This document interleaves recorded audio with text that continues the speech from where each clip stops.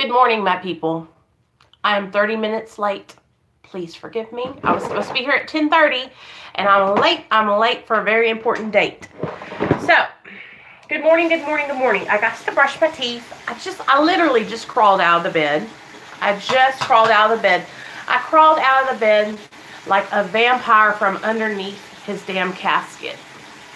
The sunlight was peering in through the little crack in my window, and my eye opened, and I looked over, and I felt that sun is killing me. I don't want it in my face, but I'm here, and I'm ready to talk to you guys. So, I went back, and I watched a couple of my videos, because you guys know me.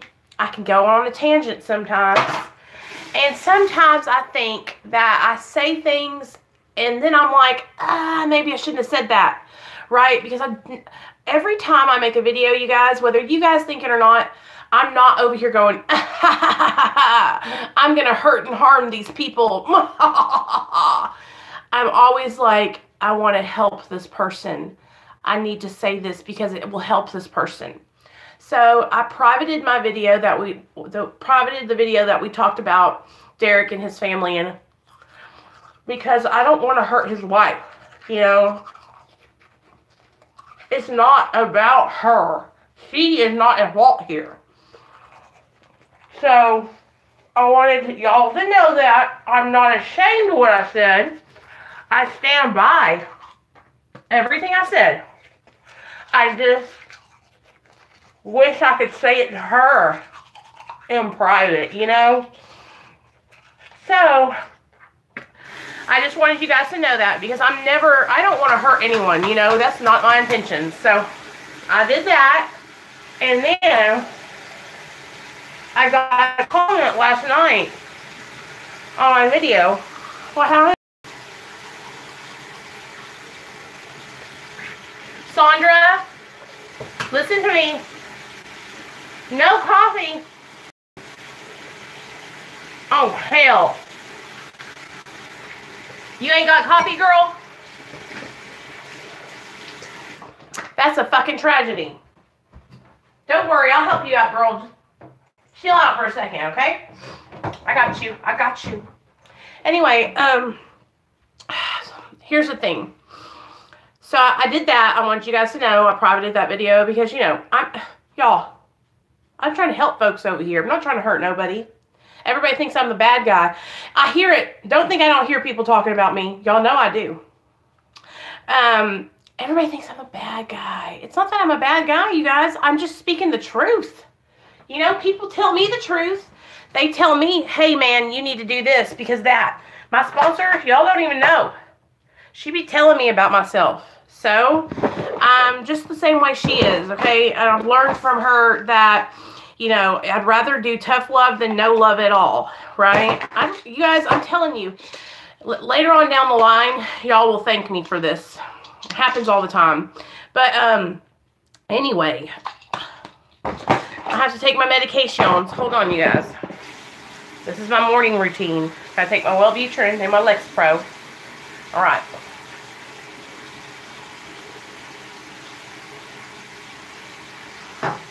Okay. Ooh, my throat. Lisa, I'm so glad you're back, girl. I've been missing you. So, okay, here's the deal. All right, you guys. So I made a video the other day. I'm not taking that one down because it was a good video. About Chris from the Rewired Soul. And how I wish that he would get back to his old content where he would talk about him. And because I love listening to his videos when he would share about recovery, and he would share about his past addiction, and he would share about his life. And I got a couple of comments on that video from some loyal subscribers that have been with me. Well, one subscriber that has been with me for a while, and it hurt my feelings because I thought, oh my God, you know, like the Kaufman tapes commented on my Rewired Soul video, and she said, you know, that this is an attack on the Rewired Soul. There's only one, the Rewired Soul. And I know there's only one, the Rewired Soul, and that's what I want, you guys. I want him to get back to him. You know, I want him to share with us his experiences in his life. And it makes me sad that I feel like his channel has just turned into, you know, this channel where we talk about other YouTubers. You know, I guess it's just disappointing, y'all. But can you imagine if you were the YouTuber who people were making mental health videos about? Okay, imagine, dude, hey, if you make Chris, make a video about me. I would love for him to make a video about me, you guys.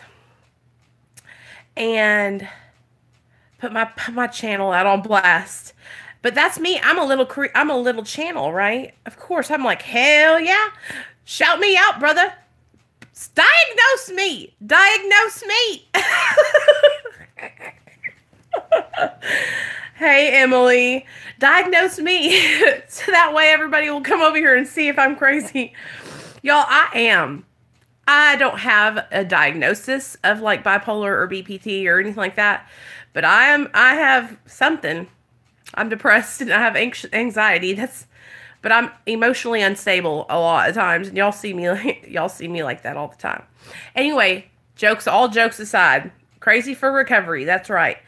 All jokes aside, I wanted to talk to you guys because I caught a comment from one of my viewers, a new viewer, I think. He commented, or she, I don't know if it was a he or she. They said, are you a licensed recovery coach or a licensed adult and alcohol and drug counselor, LADC? And y'all, I hope you guys know that I'm not. Like, I'm not a licensed recovery coach, and I'm not a licensed alcohol and drug counselor. Like, do I act like I am? I hope you guys know that I'm not one. But, I mean, I hope that nobody thinks that I'm trying to portray that I am one. Like, I'm a recovering addict who likes to share my experience and help others recovery. And that's how that's how my whole channel has been about, you know, me being in recovery and helping others, you know? Right. So Lisa, that's what I commented back to the person, because I was like, you know, I'm not. I'm just a recovering addict. But it's okay. Here's my deal with recovery coaching, you guys, and y'all tell me what you think. I've had several friends of mine get these recovery coaching certificates that are literally just pieces of paper. Like, they're not valid in every state. They're not valid nationally. They're just, I don't know how to explain it, because there are no like rules or boundaries or ethics around recovery coaching. Okay. So right now it's like a free for all. Anybody could be a recovery coach. All right. Like, there's people that sell certificates for recovery coaching. And, like $500 to go to these classes that are not even recognized by every state. Not, you know, by all states in the United States of America. So, it's just like, I don't know. If I was going to do something like that, I would go to college and I would take my time and I would become, you know, a licensed adult alcohol and drug counselor. Right, Emily, right. It's like, they're like bootleg, you know what I mean? And so it's dangerous. It's dangerous. Because can you imagine? This is why I'm always so like gung-ho about you guys being careful who you pay money to and who you support that is shitting anybody to help you recover. You know, unless you're fucking rich, want a recovery coach, go out and do that. I mean, but you don't, here's the deal, you guys, like, you don't have to do that. You know what I mean? That's why there's Alcoholics Anonymous and Narcotics Anonymous. But I do know that some people don't like those kind of programs, and maybe they are willing to pay for treatment, pay for coaching, you know, and I guess that's where the desire for those kind of things come into play, you know. But I guess what my channel's more focused around is people who can't afford to buy a recovery coach, you know.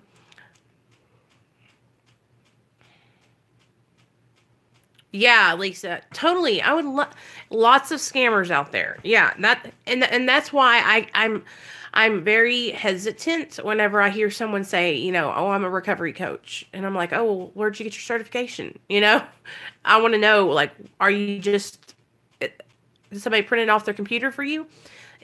It's just very, I don't know. You know what I'm saying? Because we all see what happens when people get a little bit of fame. Okay, when they gain a little bit of subscribers and they gain a little bit of followers, and they start thinking, oh, well, I can make money off this. Here's the thing, you guys, like, recovery is recovery, alcohol and drug treatment is a huge moneymaker right now.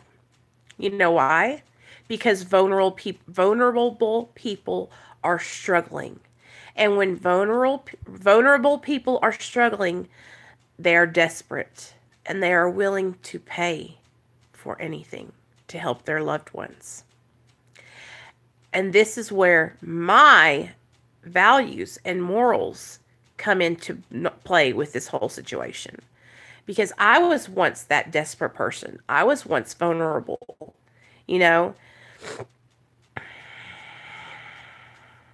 I don't want to forget where I came from. Because for an addict like me, you guys, I'm telling you, that grandiose thinking that I've got this all figured out is a fucking lose-lose situation. It's sad. Like the rehab centers who just treat each patient like another paycheck. There's one in the town I live in, and the Yelp reviews for it are heartbreaking. Oh, Emily, that makes me so sad. When we're at the bottom, Sandra Wright. Sometimes family members don't recognize the person is in treatment unless they are doing something official, which generally costs money. Yeah. Yeah, I can totally, and Michelle, I can see that too. And then the family member are also, willing to pay, people to take them and coach them in recovery, which, listen, you guys, like, okay, I'm going to be completely transparent with you guys right now. I'm completely honest. Okay, so lately here, I've been getting an influx of emails to my email box, like quite a few. Okay. More than normal. And I could see where, like, if I had a couple more thousand subscribers, it would be a lot of work to answer everyone's emails every day on time. Emails, okay? Maybe twice.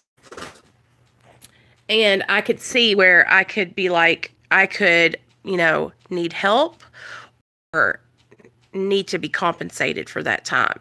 You know what I'm saying? But here's where my morals and values come into it. I won't let people compensate me for my time until I'm certified. And when I mean certified, I mean like this person that commented on my video was talking about, getting my certifications. I guess you would go through the college to get it, and that's how I would have to do it. Because here in Arkansas, they don't recognize, like, it's very strict here with recovery and how you go about, like, the rehabs and everything here. We don't just have rehabs that pop up and, like, use you for your insurance and then throw you out the door. Like, we're really behind. All you guys that are in California and New York and these bigger cities, and we don't have that kind of, like, we're barely recognizing the disease of addiction here. You hear what I'm saying? Like, we're really behind. We still think that addiction is a choice, a lot of people around here, because it's the Bible Belt, okay? And you could just pray it away, baby. Just pray it away. And so it's getting to a point where, like, local businesses here are starting to recognize the opioid epidemic, and they're starting to raise money for, like, Narcan and things like that. And that's just started happening within the last 2 years. So just think about it. You guys are so much more ahead of us, right? Oh, girl, I'm in the Bible Belt, where there is a church on every corner and a liquor store across the street, baby. True story. Oh, I'm tired. You guys, Saturdays are my chill days. So, I just wanted you guys to know what was going on with, you know, and fried chicken, and chicken gizzards, chicken livers, chitlins, pig intestines. Ugh, I would never eat those, but I know people do. Anyway, I just wanted you guys to know, like, where my heart was at, and that my intentions were good, you know, when I was speaking about that other YouTuber's wife and family. I don't want anyone to think that I was trying to be mean. I feel like every time I say something, like, kind of criticizing, but critiquing that whole situation over there, that I almost feel like what he thinks is that I'm hating on him. And it's like, why do you automatically think that it's hating? You know what I mean? Like, I'm not hating on you. I'm trying to help you. Oh, got some good news this morning. A group of 16-24 about relapse after you've been sober for some. Oh my God, Lisa, that is so cool. 16 to 24 years old. Okay, well, that means you can tell your real story. You don't got to leave nothing out, because they're old enough to understand. So you better go in there and hit them with some fucking fire. Hit them with the truth. Tell them about how the disease of addiction is fucking powerful, and it will take your ass down through there. You know? I used to, like, when I would go to with my sponsor, she would take me with her to do speaker meetings. And I always knew, like, if I was going to a place where, like, it was at the treatment center, you know, then I could go in there and, like, tell them the real truth, the whole truth, and nothing but the truth, so help me God. And let me tell you, this one time, you guys, I went into the treatment center that I graduated from, and I was telling my story, and it was, you could hear a pin drop. You could hear a pin drop. And by the end of it, everybody was crying. Everybody, the men, the women. Oh, I was crying. We were all crying. It was so good, though. Like, it was so good to see them all, like, feeling their feelings and crying and knowing, like, hey, this could happen to you. Like, this is the thing. It's like, we don't ever think, we think, oh, this is not going to happen to me, right? We think, I'll be okay. I'll be strong enough to say no, you know? And it's like, that, I know people think that I beat this, like, dead horse in the ground, but it's like, I'm so serious, you guys. Like, I'm telling you from experience. Every single time I thought, oh, I got this. And then I started letting up on my program. I stopped going to meetings. I stopped calling my sponsor. I stopped being active in recovery. I stopped sharing about my recovery. Every time I thought, oh, I got this, I fucking relapsed. I lost my shit. It's like, I don't know how to, like, make people understand. It's like, I know I can't make them understand, but it's like, I want you guys to understand, like, addiction does not give a damn, okay? And if you think, oh, I'm doing good today, just fucking wait till tomorrow. Something will shit will come up and hit the fan, you know? It's just like, I don't know. I just want you guys to be careful and to not get far away from the program. Because when you start getting far away from your program is when, you know, is when our minds start wandering. You know, it's just so easy. It's so easy to forget where you come from. To forget, oh, hey, like 2 years ago, I was shooting dope in the alleyway with some gangbanger, you know, and stealing and shooting guns or whatever you were doing. It's really easy to forget where we come from, you know, and so we just got to always stay humble. Stay humble. Don't forget what it was like back then. Don't forget how bad it was. Don't forget, you know. Sure, Lisa, that would be nice. Thanks. Tell them to come on over and hang out with us. They're welcome here anytime. it's just so easy, you guys. I'm telling you from experience. It's so easy to like feel like, well, my life is back together, you know. I've got 3 years in recovery. I'm feeling good about myself. Life is going good. My parents are happy with me. My husband is happy with me. I'm being a good parent. You know, what's wrong with just one? What's wrong with just one little piece? You know what I mean? Because, and that's what that thought, it's like the thought inches its way in, right? Like a little, and it will come in, and you might totally blow it off one day. You might say, just one. I know I can't do just one, and you'll throw the thought out, right? And then the thought will inch its way again. And then you'll play with the thought. You'll say, maybe. But you still won't act on it. Then the thought will inch its way in again. And then you'll play with it a little bit more. And then it'll inch its way in again. And then the next thing you know, you're taking action. You're like, okay, thought, let's go get high. And then you're off and running. And then I'm looking and I'm going, where's so-and-so? They ain't been on the channel in 6 months. I hadn't seen so-and-so commenting. You know, and that's how it happens. It literally happens. It's like a gradual process, you guys, where the thought comes and you're like, you will be like, oh, no, I am not relapsing. Fuck that. You know, that's how we always are at the very beginning. And then we're like, it'll come again and we're like, and then, you know, it's such a powerful situation, you guys. You know, it's a disease. It's a mental obsession. It's a disease of the mind, you guys. Like, and we gotta keep our mind strong. We gotta keep. This is why I don't. This is another reason why, you guys, I'm so. You know, my channel might not blow up as fast as other people's channels because I'm not willing to forego what I believe in to build my channel. Straight up.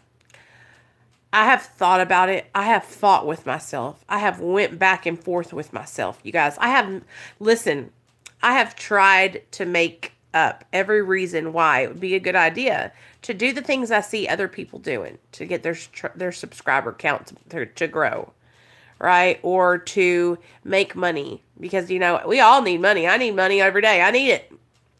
And I just can't do it. I just can't do it. My heart will not let me take advantage of people. And I feel like some other people might not see it as that, but I fucking see a lot of people taking advantage of people that are vulnerable and need support. You know, so my channel is always going to be a place where you guys can come and get support. Now, what I decide to do away from this channel or as a spin-off from this channel, we'll see how that goes. But I can guarantee you that I'll be, you know, I'll have an education if I'm going to do it. I'm going to get my license and all that stuff. So you ain't got to worry about me. It's just a process. It's a slow process, and a lot of people want to rush it. They want to rush it because they want to get that subscribers. They want to get that money, right? But you got to slow down, you guys, and you got to do it the right way, so that way it'll work out. It's going to be so much fun, Emily. I can't wait either, because I'm going to share with you guys everything that my sponsor shared with me.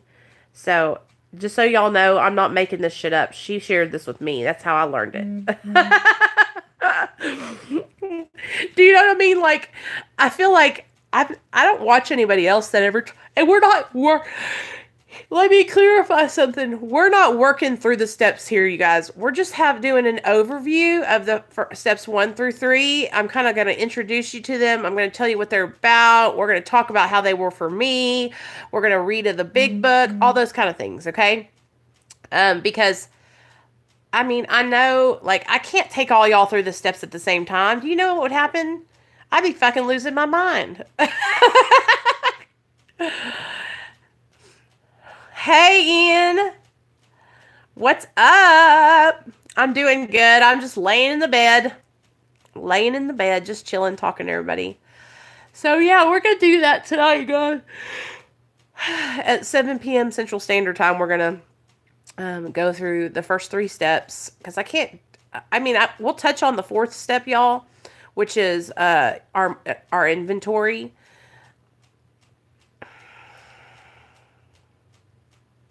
That is so cool, Emily. You had good luck, huh?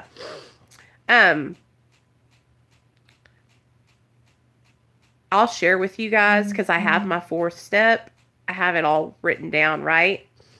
I have like all my I'll share it with you guys. I'm not going to share everything off of there because some of it's really personal, but I'll share with you guys how I did it, you know, how long it took me to do it, what my sponsor had me do.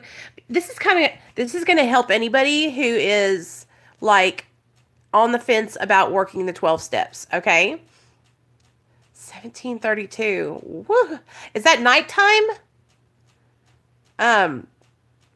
So this is going to help anybody who is like, should I do the steps or should I not do the steps? You know, because I think what a lot of people think is like working the steps with your sponsor is basically your sponsor like telling you what to do all the time and making you do meetings and stuff like that. It's not like that at all. It's just a person who supports you in your recovery, makes suggestions, you guys, and takes you through the steps. That's all. And it's a really awesome relationship to have with somebody because it helps you stay accountable. And it also gives you somebody like a point of reference, like somebody to go to and talk to and say, hey, I'm thinking about doing this. Do you think it's a good idea?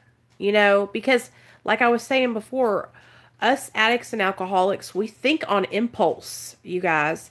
We'll make rash decisions, you know, and sometimes we don't make the best decisions.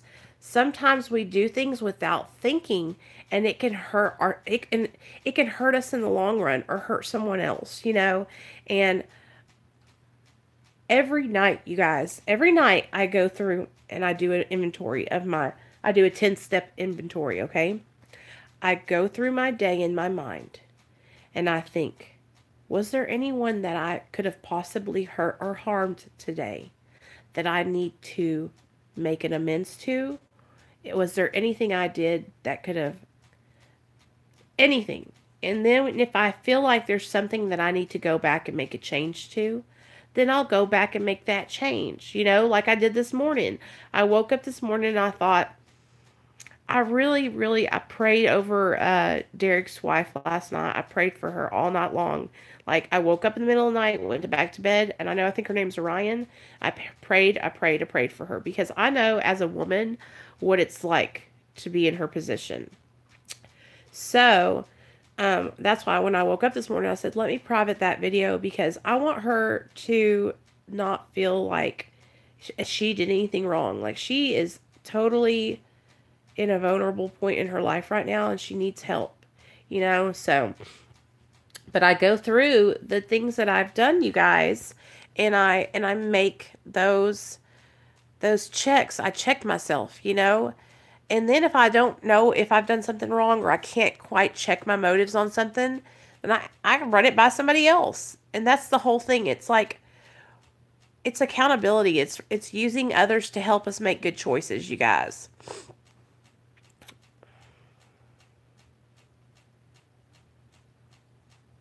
What are y'all talking about? Oh, God. Anyway, I love you guys. I'm going to jump off here, jump in the shower. I'll be back later on, okay?